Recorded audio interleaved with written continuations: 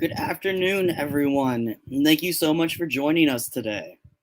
My name is Elliot Olson. I am the Trans, Intersex, and Non-Binary Program Officer for the New Haven Pride Center. My pronouns are he, him. And before we begin, I'd like to take a moment and acknowledge the land on which we are hosting this event.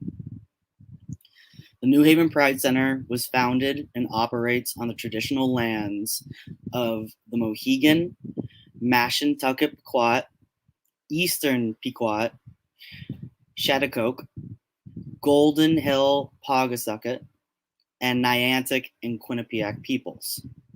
If you would like to learn more about acknowledging and honoring the Native peoples whose lands you occupy and the history of the place you are in, you can do this by going to Native Lands at native-land.ca. Today, I am so excited to be presenting and moderating a panel discussion concerning the overlap of the bi and trans communities.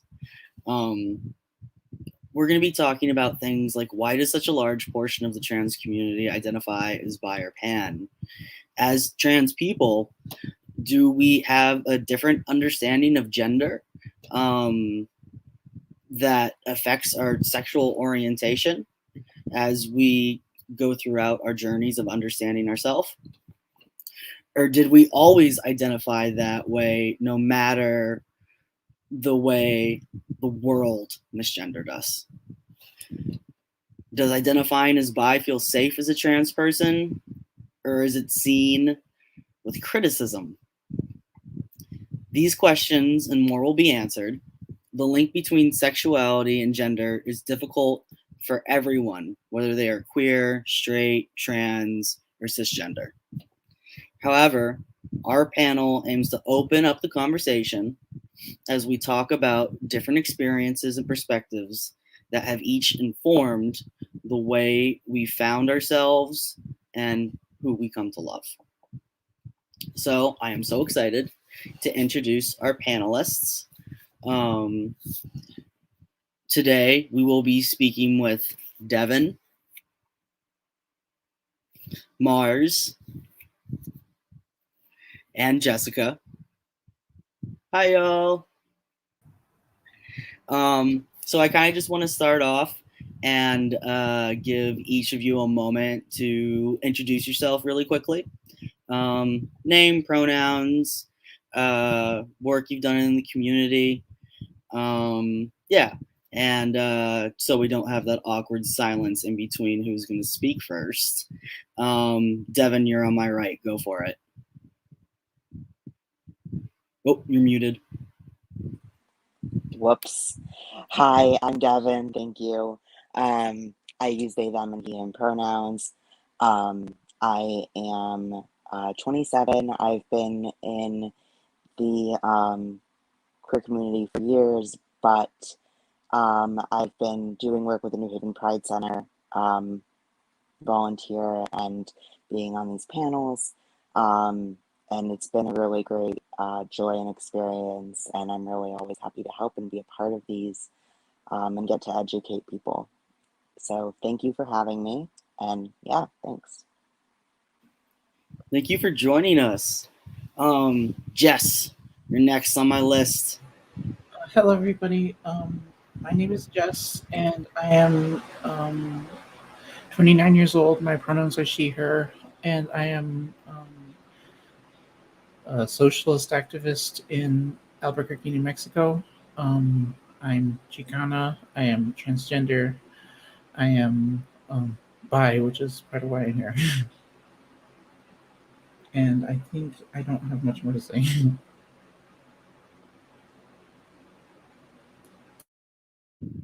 Muted myself. That was perfect. Last but very much not least, Mars, if you want to take it away. Hi, everyone. My name is Mars. I use he, they pronouns. I am 22 years old.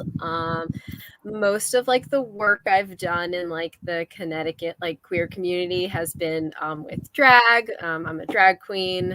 My drag name's Rory Roulet. And I really like doing like really like political stuff, as well as like other stuff too. But I am very much into like using drag as a platform for activism.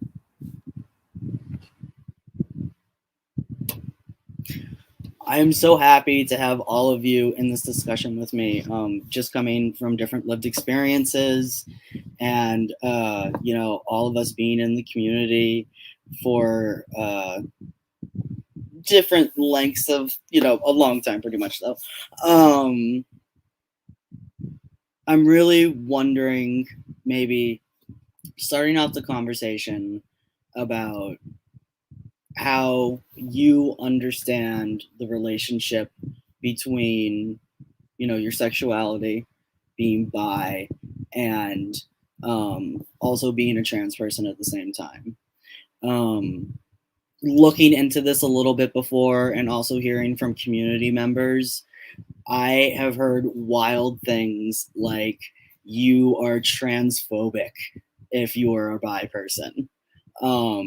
And there's like a lot to unearth there. But so, as much as we're going to be talking about personal experiences and maybe how we found ourselves where we are, I also want to start to tackle kind of some of the foundational misconceptions and just plain ignorance that follows us, especially when we start talking about bi-erasure and sorry, seeing the comments coming in. I will say, if you have a comment and you would like to ask us a question or just send us love, we can see it pop up on our screen, and we love it. So yeah, starting off, maybe the best way to phrase it is, how do you think people misuse the concept of bisexuality to be transphobic? I.e., I'm bi because I date cis and trans women. And I know I'm kind of starting in the weeds here, but feel free to come at it from whatever angle, whether you have like an anecdote from your own life or a story that you've heard. I really just kind of want to jump in and see where we find ourselves as we continue the conversation. And I'm not afraid to call on people. You may have to. Let me think. I'm 100% prepared as well, though. I kind of interpreted the question a little bit differently than your first example. So can I answer the question how I interpreted it, which I feel like absolutely. Because I know like you were saying like using the label of bi in a transphobic way, meaning like you said, like, oh, like I'll date trans women and cis women, which is like that's not bi. Yep. But I also think of it as people who say, oh, you're transphobic if you identify as bi because bi means two and you're erasing all these other gender identities, which like my personal definition of bisexuality, which is like, I know everyone has their own like personal definition, but mine is, I think of bisexuality as an attraction to multiple genders. Does not matter how many, but I just feel different ways about different genders. Whereas like in my mind, pansexuality is more of like an equal attraction regardless of gender. Whereas like I do think about gender, but I'm attracted to people of all different genders. No, I totally understand that. And I feel like there's like a lot of like lack of communication as to like what these words mean, because like when the word bi was created, did we know like all these different gender identities? Like, yes, different gender identities have always existed, but did we have words for that? Probably not. So it's hard to like, I feel like some people haven't like updated the terms in their mind yet. that kind of makes me wonder a little bit, because there is a big split, right? A semi big split between those who identify as bi and those who identify as pan.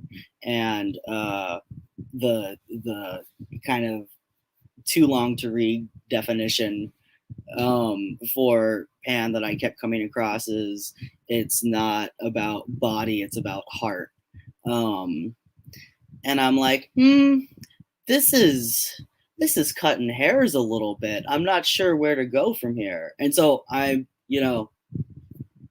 putting my own confusion out there. I'm wondering how all of you have separated those two definitions within your head, especially going off of what Mars just said, because I do think people are not updating their understanding whatsoever. Because bi is binary, is, quid pro quo transphobic, and that's just not the case. But yeah, I'm not sure if anybody had any responses to that or not. I do. Hi. I can definitely speak on this. Okay. So I personally identify as pan. When I first realized that I had attraction to multiple genders, I was probably about 16. Didn't come out till years later because I was in a really difficult, toxic living church situation. But I didn't really understand what pansexuality was until a couple of years ago. I was trying to think back. The first trans person that I was with, I didn't know that they were trans at first. And I didn't care either. They were just an attractive person to me, and that's really all that mattered to me. I didn't see their gender. They were just a really kind person, and it didn't matter to me what their gender was. It didn't matter to me about what their body was like. It didn't really occur to me, and I didn't realize after until I learned their pronouns and such. But since then, I've realized the people that I've been with and the people that I've been attracted to, I've just thought it doesn't really, a gender is not much of a thought in my head. I recognize their gender perfectly well, and I'll use their pronouns and such, but that doesn't seem to be a matter of in how I feel about them. I feel like there's a lot of confusion between bi and pan sometimes, and there's a lot of overlap for sure. It's definitely frustrating that people see bi as transphobic and pan as not transphobic. Neither of those are transphobic. And both of them include attraction to trans and non-binary people. I feel like a more inclusive definition of bisexual versus is attraction to your gender and other genders. And I feel like that that's a good differentiation to make, because some people don't realize that there's it doesn't mean that there are two genders. There were never only two genders. And people sometimes interpret as bi to mean boys and girls, and that's definitely not the case. I have a little bit of input on this, if that's all right. Oh yeah. Basically, I really like both of the what's been said so far. For me, one thing that came into my head, and one thing there's on this topic, it's crazy how it's wild how many preconceived notions and misconceptions are often brought into the equation, because there's just one I mentioned of that notion that you're pan if it doesn't matter what body part somebody has, or which implies that maybe to be bi, it does matter. The thing is, for me, it doesn't. I'm consider myself bi and not pan, but it doesn't matter what body part someone has. But to me, like someone's like gender changes the and I'll be attracted to like any gender, but it changes the way I perceive and relate to that person if I know their gender is different. So like if someone is like if I learn that somebody like if someone just comes out to me as trans and I'm already attracted to that person, like if let's say they come out as a trans woman and I was already attracted to her, then like it changes the way the attraction works. Then it's not attraction to a man anymore. Does that make sense? That's basically like what I was thinking.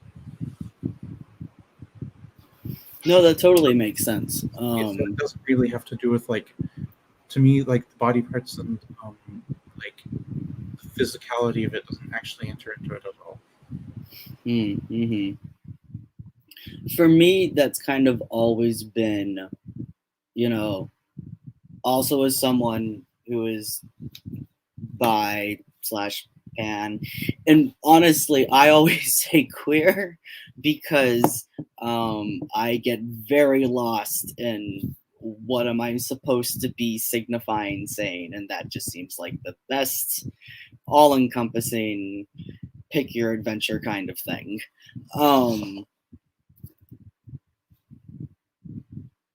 And so when we're talking about updating these words, you know, there's an inconsistent definition pretty much circulating for what does bi mean. That's many see as residing within a binary that does not mix within the trans community. But is that really just something that is left over from a different generation that hadn't updated its dictionary quite yet? I think, sorry to again. I think it's no. Yeah. It's from it's both from a generation that's not updated its dictionary, but it's more than that. It's that like trans people have like our own understandings of our gender and our relations to gender that don't necessarily correlate with like the way cisgender society as a whole has like built things. So like I don't know, basically that. No, that totally makes sense, and I saw a comment come in right when you were talking too as well, and somebody posted that they were attracted to humans, which really kind of brings to mind for me like how do we quantify our attraction to other people when this entire construct of the binary has already been thrown out the window. But we do very much, just like you were saying, have particular kinds of attractions depending on the gender that, you know, that person is that we are being attracted to. And it becomes a very, I don't want to say a messy back and forth because that sounds negative, and I don't mean that whatsoever. It becomes more a journey of exploring what that means for each other while any relationship is occurring. Kind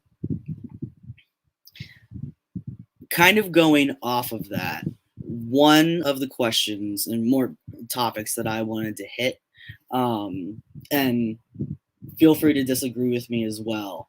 I am not any kind of objective, empirical anything. But I was wondering why you all think that such a large part of the trans community identifies as bi or pan. Is that coming from an inherent understanding that these roles, while they're very set within ourselves, are also roles that we can put on and take off and mix and match and that kind of stuff. Does that understanding of the malleability of gender inform our predilections when finding partners, eyeing the cute person sitting down the bar? Yeah, I don't want to ramble on too much. Any immediate thoughts or complete lashbacks? Because I am 100% wrong.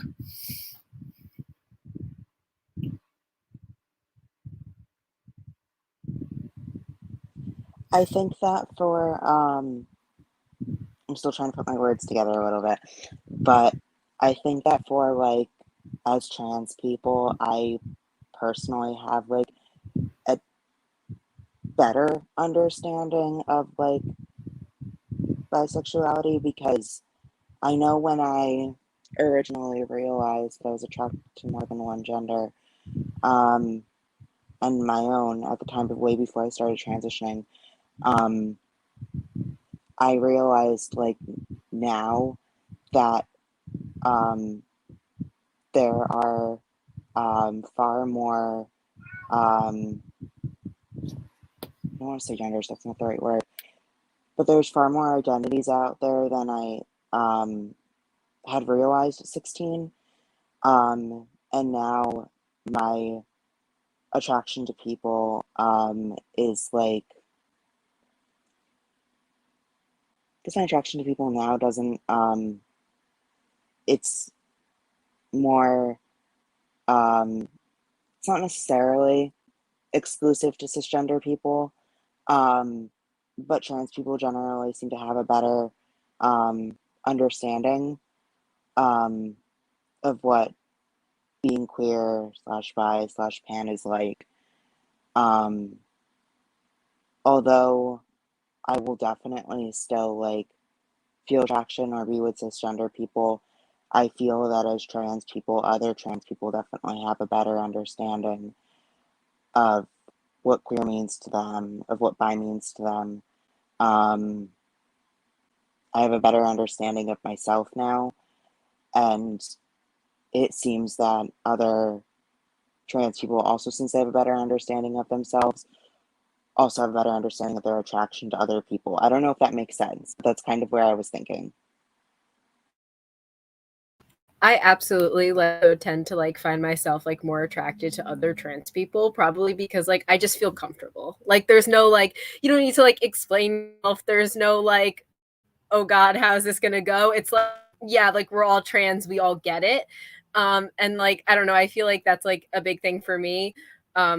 Yeah, I don't know, just like piggyback off of what you said there. I think that's a huge thing, especially because safety concerns, not to bring it to a real level, but it was already going that way anyway, are just a huge thing, especially when you're dating and you're trans. That's a lot of stress and anxiety, whether you think a date is going to go wrong because the person doesn't know there's some kind of stealth happening, because you don't know their politics, quote unquote. Dating within the community alleviates all that immediately. And yeah, I don't know. I more just wanted to completely give a second to that comment. I think as much as we wouldn't want to codify it that way, safety does have a lot to do with who we choose to pursue. That sounds very 1950s. No, it's completely understandable. Safety is a concern for, I don't know of any trans person that isn't concerned for their own safety sometimes. Especially, yeah, like workplaces, community in general, yeah, but especially when it comes to dating, that's definitely a thing in the back of a lot of people's minds. When it comes to being with other, if it comes to being with cis people, it's not always safe to assume that they're not gonna be uncomfortable on you, that they're not gonna turn on you. I try not to assume the worst in anyone, but unfortunately, the sad reality is, the angering reality is that so many people, especially trans women, are victims of hate crimes, and it's a really scary thought. But I feel like a lot of that can be, not definitely, not a lot of it, but some of it can be avoided by just dating other trans people in terms of comfort levels and not having to be scared, not having to be uncomfortable about certain things that other trans people, like Mars was saying, or he was saying that, like, it just, other people just understand. Absolutely. I saw someone post a question that I kind of want to address, but Jess, I want to give you a moment if you wanted to add any last thoughts kind of on this topic of like safety and dating within the community and how that relates to being pan, bi, what have you. Yeah, I mean, mostly what I would say would just be echoing what others have already really wonderfully said. One thing that I could say is that it's funny how there's like a meme in like turf circles where like, why don't trans people date each other? And I'm like, in what universe do you live where that isn't like the norm? Because like most trans people I know are dating other trans people, to be honest. So yeah. Oh wow, that reminds me of the L word and the 6 degrees of separation and that silly whiteboard that one of the characters had where they linked up everybody via partners. Absolutely, it is happening whether or not you're making a joke about it. So the question that I saw come in, and I'm sorry, I didn't catch the name, but the gist was whether there was any thought that hormones have anything to do with embracing broader sexualities. And I do want to put a caveat on this really quickly. Being trans does not mean you're on hormones. Transitioning does not mean you have to ever medically do anything. Or legally necessarily if like that is chill with you. So all trans people are not necessarily going through medical procedures. However, a lot of us do, and I kind of would like all of y'all to maybe respond about whether you think, from your own experience, from friends' experiences, just being in the community, whether medically transitioning could ever affect a sexual orientation. I'm going to put it that way. Yeah. I would like to tackle this real quick. Oh, please. Because so I'm very skeptical of notions that like medical things can change such things. What I do think is that becoming yourself more and like embracing who you are can let you grow or let you show sides of yourself that you didn't know were there. But I'm very skeptical of ideas that like I guess I'm skeptical in general of like the medical kind of like angle of things, like just because from like my things I've read from my research and then from anecdotal evidence and stuff, I don't think that there's like any actual like physical cause of like of being gay or liking this or that. I think that, and I don't think that like I don't think there's like some kind of innate biological like system in our brains that's like gone haywire or something. I think that people just like other people, and like we have this system of gender and sexuality and stuff that's developed for thousands of years now, but like we really haven't actually always had a strict system of like gender the way we do, and like and like in times I don't know, I could get into it, but like so basically yeah, I'm pretty skeptical of like the idea that or it's specifically hormones that have done it. I think it's more that um, like it's more likely that people are free to be themselves and that they're learning that they have other attractions that they didn't know they had before. I definitely agree with everything you just said. I can't really like speak to like much experience about like whether like hormones like changes your attraction, because I've kind of been like inconsistently on and off hormones. But like even with like that like inconsistent like being on hormones or not being on hormones, like I never feel like my attraction changed.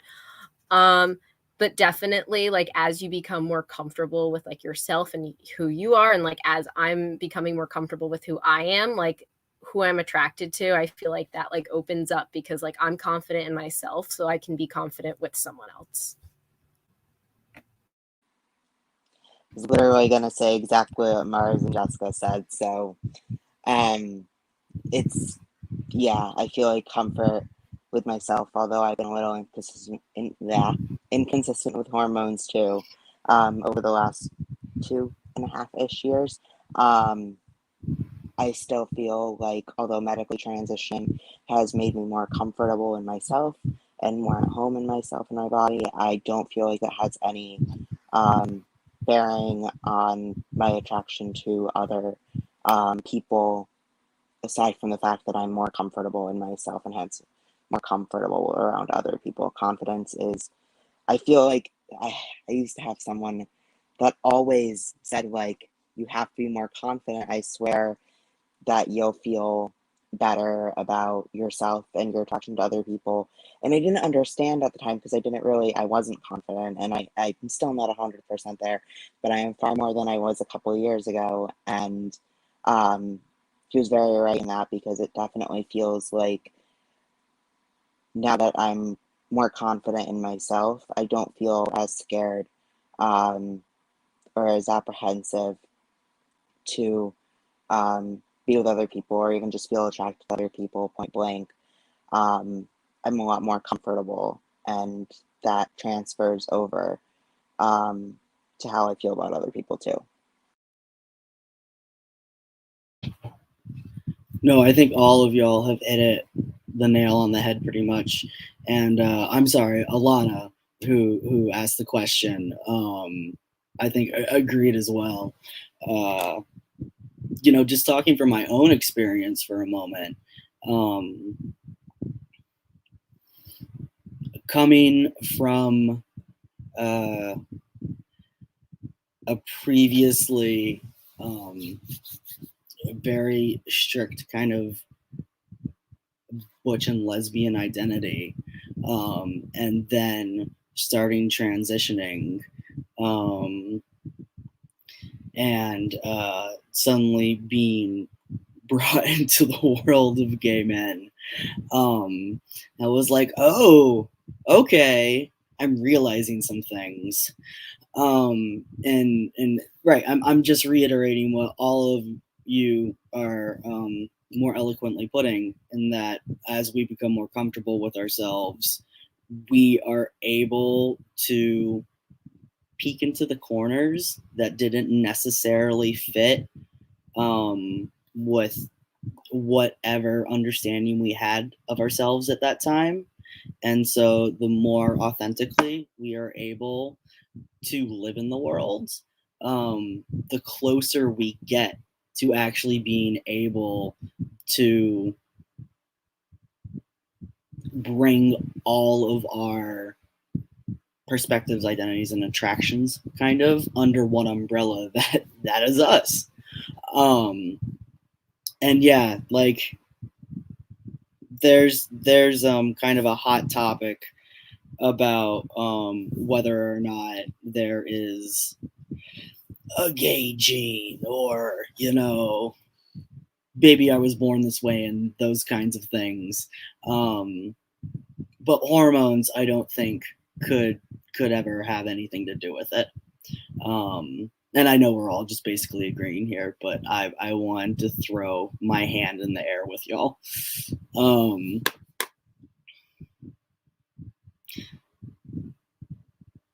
So looking through some of the questions that we've already hit, and also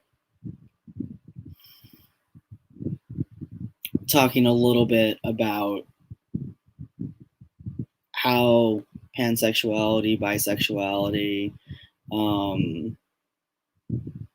asexuality also is something that I think can easily be brought into this conversation. How the definitions of all these words haven't been updated in the common culture, especially as more and more trans people are on TV, in the news, the topic of the news, if we want to put ourselves back in the dark place of thinking of the anti-trans sports bills. So when we're thinking of combating bi-erasure, basically, and we also have in the back of our minds that we have outdated definitions, what do you think are some of the next steps for people within the trans community to educate the queer community about how these words actually need to be representative of the realities that exist today? Oh, and I'm seeing another question.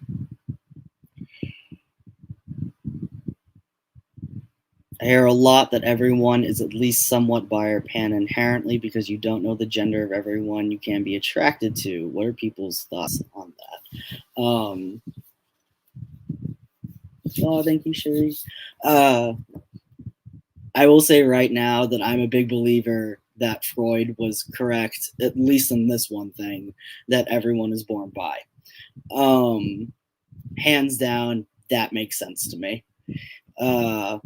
So whether y'all want to respond to Kirill's question, I believe it was, or kind of where I was going when we're thinking more about advocacy for the community and bringing some educational resources to our allies who are maybe just more a little bit ill-informed on changing definitions as the times move on. Take it away from whatever angle you see most fit. I'm going to go to try to real quick touch on the definitions bit. And that one thing that impacted me a lot is that, like, the thing that I read from the great like socialist revolutionary and transgender icon Leslie Feinberg is that we shouldn't let we shouldn't let these the borders of these identities and things like that be policed, because if we're going to police them, we're going to have to be doing the policing ourselves, and we have to ask ourselves what the actual utility of that is. So I don't actually particularly have an issue if someone calls themselves the whatever. If someone fits my personal definition of bi but calls themselves pan, then that doesn't particularly bother me. What does bother me is just the pulling in of either transphobic or like other like sorts of reactionary sentiment into the equation. So like the idea that like that we've already discussed, like the idea that um, someone is bi because they are attracted to both cis women and cis women and trans women. Like for that instance, like that I object to, because I don't actually like. I don't think it's super important that we police the boundaries of definitions, because if we do, like, we have to actually go ahead and do that, and I'm not sure that that's the best expenditure of our time.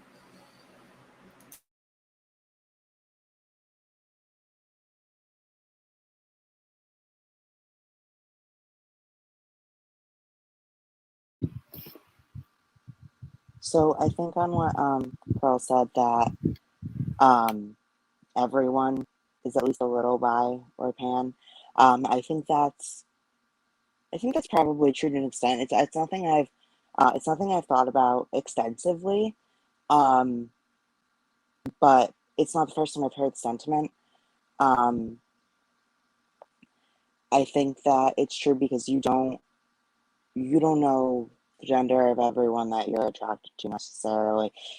Um, I know I've mentioned this in previous panel, but you can't assume people's gender. Um, so I think that, I mean, if you do learn their gender and you're not attracted to them anymore, that's a different situation. But if you were attracted to them before and then you learn what their gender is, I guess I'm trying to think of how to phrase this. I think if you were attracted to someone before and then you learn what their gender is, I don't think it necessarily, I think it can come across as transphobic or not transphobic if you're rejecting someone based off of, I think if you're rejecting someone off of based like what body parts they have, I think that can come across as really transphobic at first, because you don't like you're letting that define like a whole person, and that's not fair. That's not fair to that person. That's not fair to trans people anywhere, because that's reducing someone down to their body parts when there's a whole person and soul and kindness and fun and enjoyment there. I feel like everyone has different takes on that, and I've seen a lot of debate on that, and it's a whole can of worms. But for me, I guess my attraction to people, that doesn't really matter regardless of gender. But for other people, it does. So I think I think in general, yeah, probably everyone's a little bit queer because no one can assume anyone else's gender. I opened up a can of worms, but that's what I meant, like, to answer the initial question. No, for sure. And like it semi is a can of worms, but I feel like whenever you have a conversation about the interplay between sexuality and gender, you're the dude at the beginning of Jurassic Park where he's sticking the things in the mud and all the worms are coming up. It is only cans of worms and there's no beginning or end. And maps are semi-futile. But that doesn't mean that we can't all come to a better understanding just having conversations like this. Godzilla, yes. We're getting close on time here, and so there was one last question from the audience that I wanted to pose to us before I kind of hit my last topic and close out real quick. So the question from the audience is, quote, do you all consider your gender as more fluid as you progress or realize as bi? I suppose myself, I want a little bit more clarification in that question.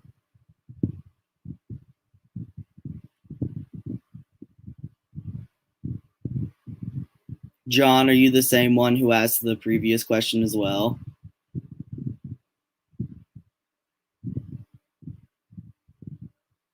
Oh.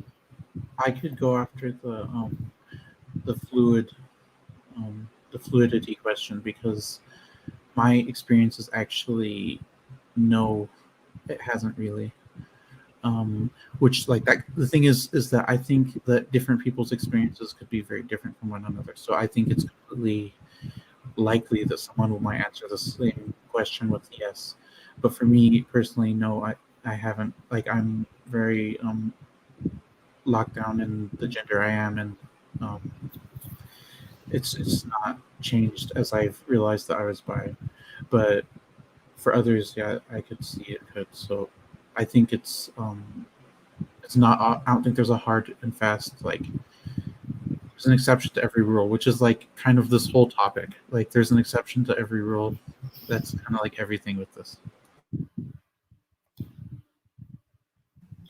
I mean, For I sure. definitely like consider myself like a little gender fluid. Like, I definitely, like, if someone asks me what my gender is, I'll say I'm a trans man because it's the easiest way for me to communicate like how I want to be addressed. But like, there's definitely some fluidity in there. And like, but I never really thought about like how that affects my like sexuality, which is like really interesting to think about. And like how like I perceive myself, like if I'm like in a relationship or like something like that. Like, I don't know, that's just like really interesting to think about.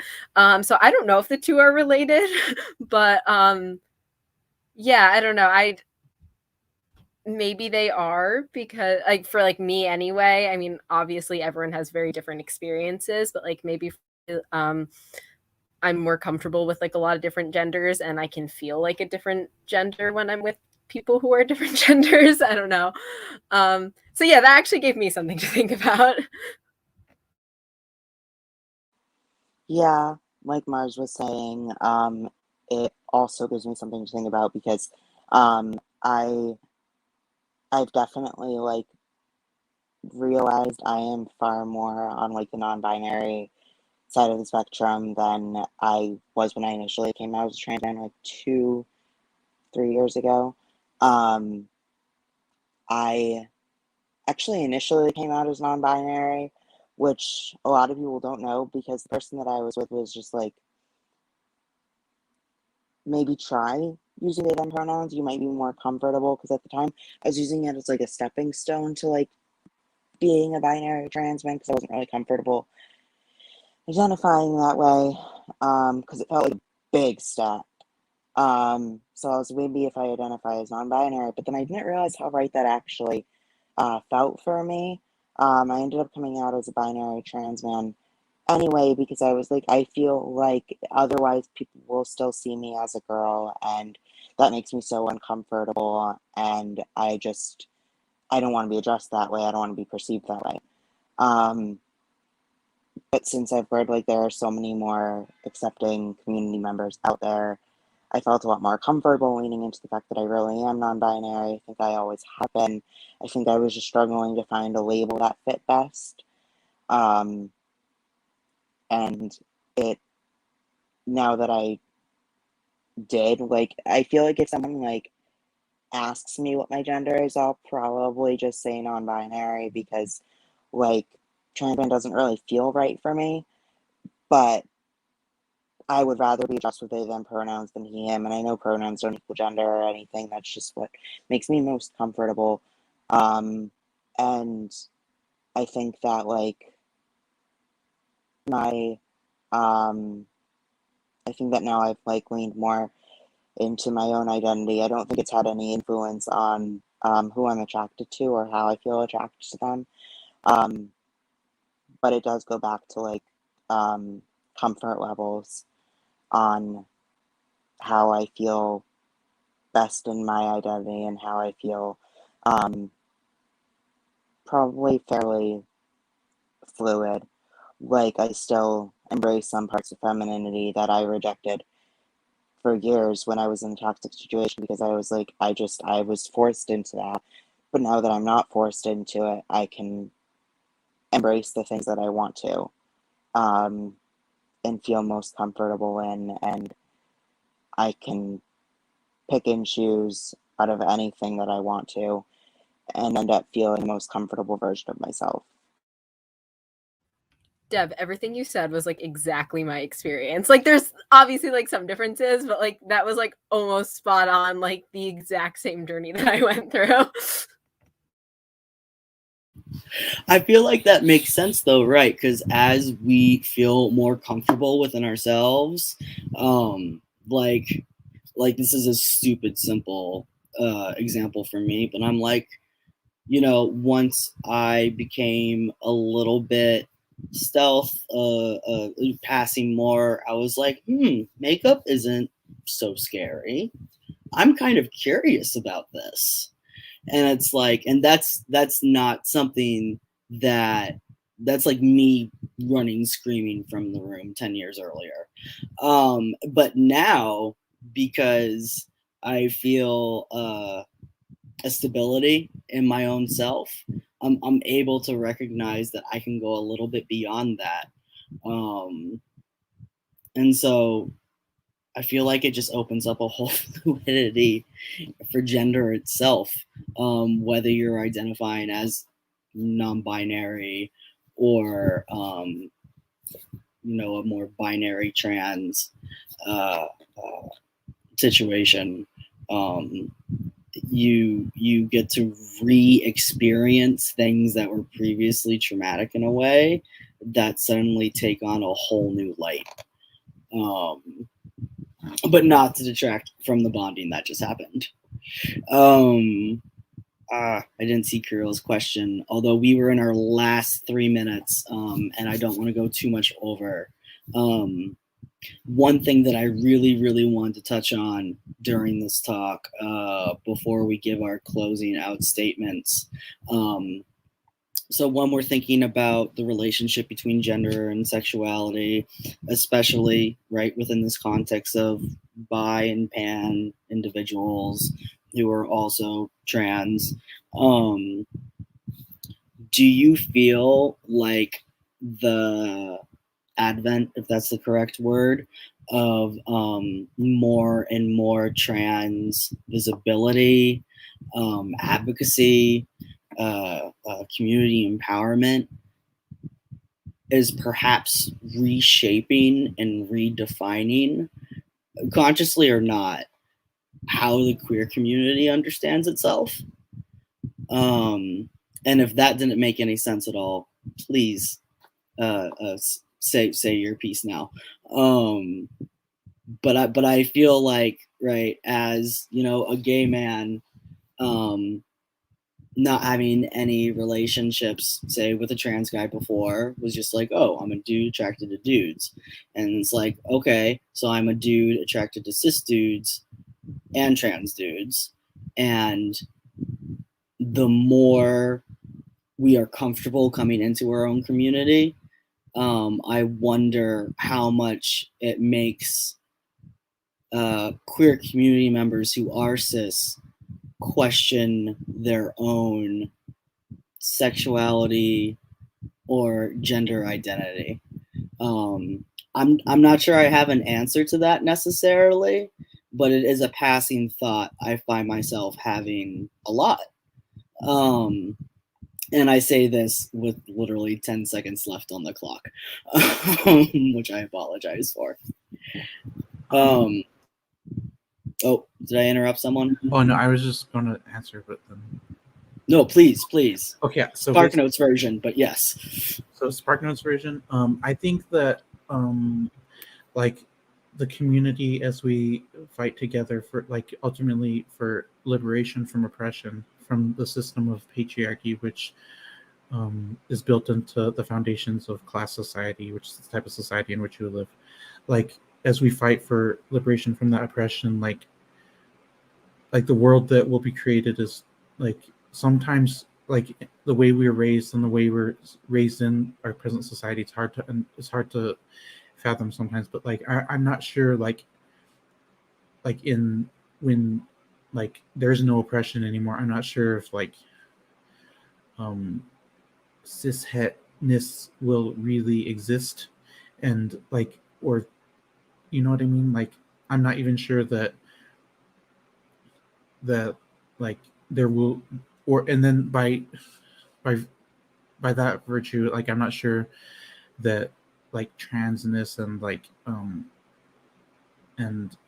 queerness as a divergence from society's norm will necessarily exist, because like people will be free to just be with people and to like people and to express themselves as people.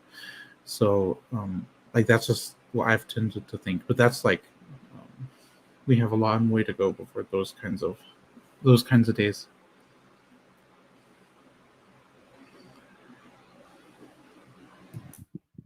I look forward to helping bring those kinds of days about, or at least get as close as possible to them.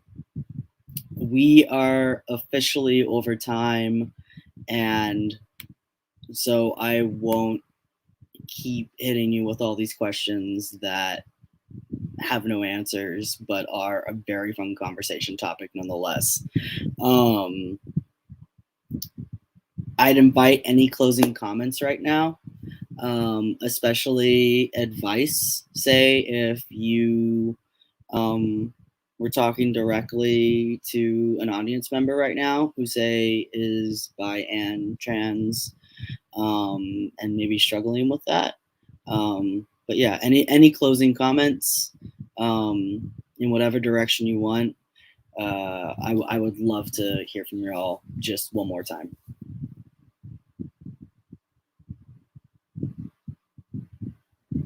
I mean, like gender identity and sexuality are definitely intertwined, because like how can you define your attraction like without defining like who you are too? But also like those labels can change and like develop over time, and you can learn new parts about yourself. So like don't be just sticking to one label. Just do whatever feels like you.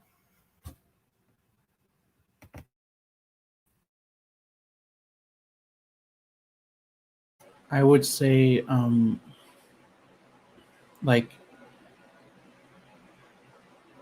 go for just I don't know, go for it and be what you are, and like don't get caught up too much in like um the minutia. I mean, like the minutia is fun and stuff, but um worry like it's less important, I think, to worry about specifically if you're like bi or pan or like whichever thing, and more important to see if like to express yourself authentically as who you are, and to like allow yourself to express yourself. Also, one last thing I'll say is read Leslie Feinberg. You'll be glad you did. Yeah, I think the last thing I'll touch on is I hear a lot of people like a lot of debate on labels and such, and what like how much labels mean to an individual person, how much they matter. Um, that's really an individual choice. Like if someone asks my gender identity, I'll say non-binary. If someone asks my sexuality, I'll say pan. But there is so much like there's like so many subcategories, if that makes sense, under those things. And it can take a really long time to figure everything out. Some people figure it out for their whole lives. And some people don't do it till later in life. Some people start when they're younger. It doesn't matter at what stage of your journey you're at. I think the most important thing is just to think on it a little bit. And honestly, I've been surprised at what I found out about myself to a point, because I repressed so much for so many years, and it can take a really long time to like unpack all of that. But it's important to work on it, and don't worry too much about labels. Just work on how you feel about and wonky. But it's important to focus on how you feel about yourself first of all before you figure out how you feel about other people. Sometimes those things are connected, sometimes they're separate. But it's important to work on nonetheless.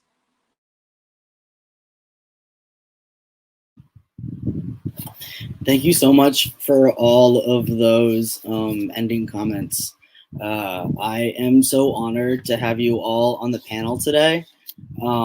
This was a great conversation, and honestly, I've been taking down notes the entire time because y'all are giving me so many ideas about more conversations that are just as tricky, and possibly a Leslie Feinberg book club. So yeah, thank you again. Just to reiterate, my name is Elliot Olson. I am the Trans, Intersex, and Non-Binary Program Officer at the New Haven Pride Center. If you would like to contact me, down below, you can see my email, trans@newhavenpridecenter.org. Questions, you're looking for direct resources, you just want to chat, you want to hear about trans programming at the center, please, please, please write me. Thank you again to our amazing panelists, as well as everyone watching and joining us today for our program. I feel incredibly lucky to be part of the Pride Center team and participate in these incredibly important conversations. Not only are we building community solidarity, but we're advancing the conversations that are already existing within the community. So we are not only garnering a better understanding of each other, but putting ourselves out there as educators just from the basis of our own lived experience. The center is here for you year-round with dynamic programming, support services, case management, a gender-affirming closet, free for all to visit, performance, art exhibits, and so on, so much more. I also want to give out a big shout out for our sponsor, the Greater New Haven Community Foundation. If you are interested in finding out more about our programming, you can go to newhavenpridecenter.org, which has a list of events, homepage, left-hand side on the calendar, and you can also look through our support groups that we host. You can look through upcoming days of action, such as Trans Day of Remembrance, which will be happening this coming November. Sign up for email lists. If you're looking for even more ways to connect, because we are that awesome, you can follow our social media at New Haven Pride Center on Facebook, New Haven Pride Center on Instagram, and if you are on Twitter, New Haven Pride. Something to keep in mind, and I always want to draw people's attention to this. If you missed an event or just want to peruse our past panels, you can check out the center's YouTube channel. You see the link right below, but just to read it out, youtube.com/C/New Haven Pride Center. We have all of our old programs recorded and up so you can see what we have been up to. If you have any concerns, comments, or questions, trans, non-binary, intersex programming, whether you're looking for resources or a parent looking for some direction or want to talk about possible trainings or workshops, please feel free to contact me at the center at Trans New Haven, or you can also write info@newhavenpridecenter.org to contact our entire team. Lastly, a pro tip: if you enjoyed today's program, please consider joining as a member. It is 100% free. You can go to that by putting in the link newhavenpridecenter.org/join now. Lastly, if you are interested in supporting our work as we're building community spaces, as we're hosting more conversations and workshops, as well as social spaces where we kind of just let our hair down a bit, not to mention the direct services, please consider making a donation to support our programming. You can do this by going to newhavenpridecenter.org/donate. You can see a breakdown of what your donation is funding, whether you can be funding an entire panel with just your donation, or if you would like to become an annual donator. Lastly, thank you so much for joining us today, and thank you again to all our amazing panelists. It was a great conversation. I hope to have a part 2 soon, because I feel like we started it and then we had to leave in the middle.